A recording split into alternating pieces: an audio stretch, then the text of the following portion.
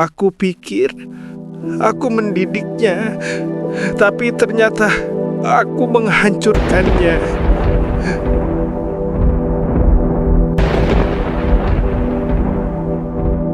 Ayah yang ingin anaknya kuat. Aku dulu yakin, anak yang baik lahir dari disiplin yang keras. Aku kehilangan istriku sejak dia lahir, dan sejak hari itu, aku bersumpah, aku akan jadikan dia kuat, tidak manja, tidak lemah seperti anak-anak sekarang. Namanya Raka. Dia pendiam, tapi keras kepala. Kalau disuruh belajar, jawabnya nanti. Kalau disuruh sholat, pura-pura tidur. Setiap kali melihat anak lain membantah orang tua, aku merinding. Jangan sampai anakku seperti itu. Tapi yang tak kusadari, aku bukan melindunginya dari kelemahan dunia. Aku justru membuat dunia terasa seperti neraka baginya. Saat amarah menggantikan cinta. Suatu malam, aku melihat rapornya. Nilainya anjlok. Darahku mendidih. Kamu pikir hidup ini main-main? Bentakku. Dia hanya menunduk, suaranya gemetar. Maaf ayah, aku udah berusaha. Kalimat itu membuatku meledak. Ini hasil orang yang malas. Kalau ibumu masih hidup, dia pasti kecewa. Aku menamparnya untuk pertama kalinya, dan sejak malam itu, matanya tak lagi menatapku. Tatapannya kosong, dingin, seperti orang asing yang tinggal di rumahku. Tapi aku mengabaikannya. Aku bilang dalam hati, ini demi kebaikannya. Dia butuh lebih keras. Rotan yang jadi bahasa. Rotan yang dulu kupakai mengajar murid, kini jadi alat mengingatkan Raka. Kalau dia telat sholat subuh, rotan di lantai, kadang mengenai tangannya, kakinya, punggungnya.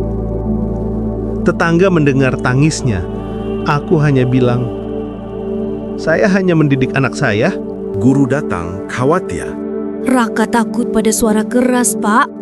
Aku membentak, jangan ikut campur urusan rumah tanggaku. Aku pikir dia mulai nurut.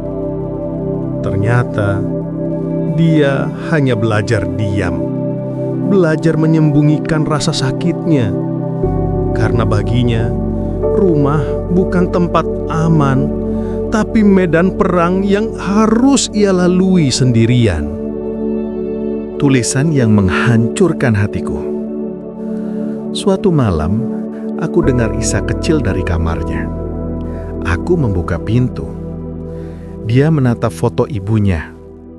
Di buku catatannya tertulis, kalau aku mati, ayah pasti tenang. Dunia terasa runtuh. Aku ingin memeluknya, tapi harga diriku menahanku. Aku keluar kamar dan menyesal seumur hidup karena itu. Keesokan harinya, dia demam tinggi. Aku tetap suruh ke sekolah. Lalu telepon berdering. Pak, Raka pingsan. Di puskesmas, dokter menunjukkan luka lebam di punggung dan tangannya. Aku tak bisa berkata apa-apa. Hanya bisa menatap anakku yang terbaring pucat.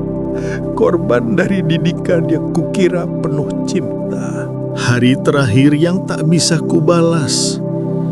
3 hari kemudian, jantungnya berhenti. Monitor datar, suara bip yang terakhir. Aku berteriak memanggil namanya, tapi ia tak menjawab. Anakku mati dalam keadaan takut padaku. Aku duduk di samping ranjang kosong, menggenggam tangannya yang dingin. Air mata pertamaku dalam 10 tahun mengalir.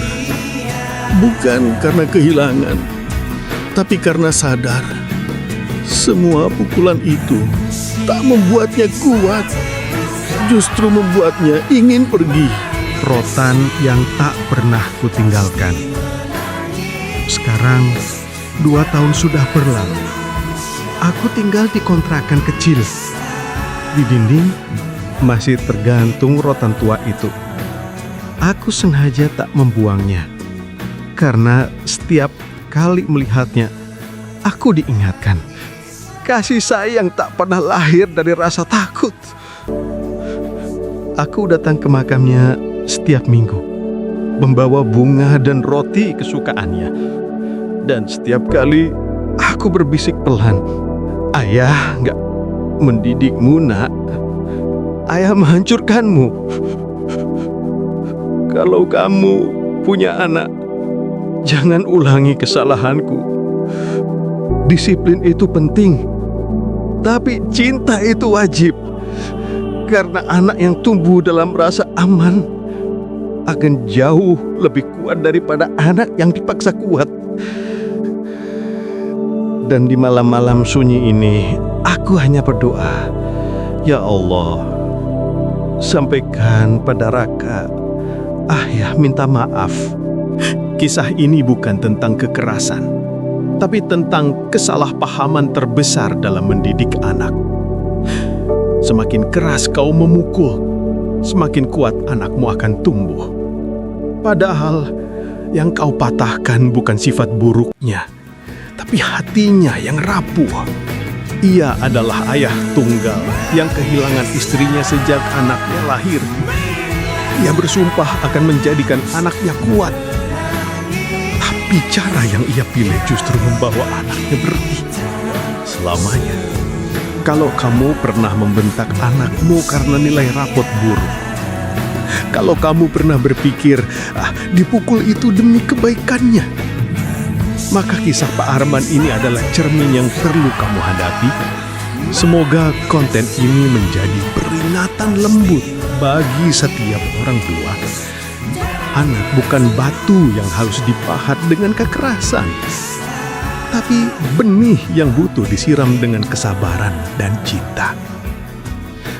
Apakah disiplin harus selalu menyakitkan? Ceritakan di kolom komentar. Kita belajar bersama. Jangan lupa subscribe untuk konten yang menggugah nurani, bukan hanya emosi.